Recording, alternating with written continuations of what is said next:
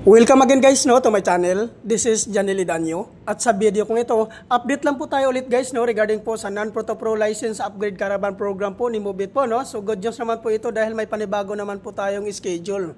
Kailan po ba ito gaganapin? Gaganapin po ito guys sa June 28, 2025 po araw po ito ng Sabado.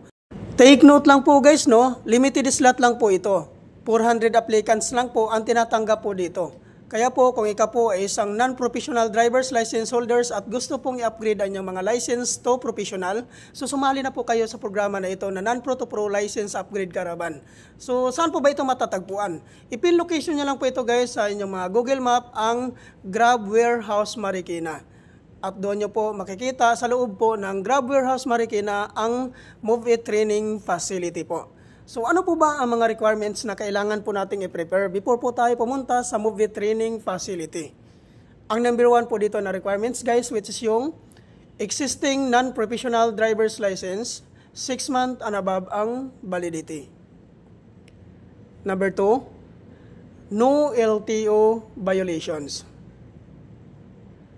Number 3, 1,000 license down payment.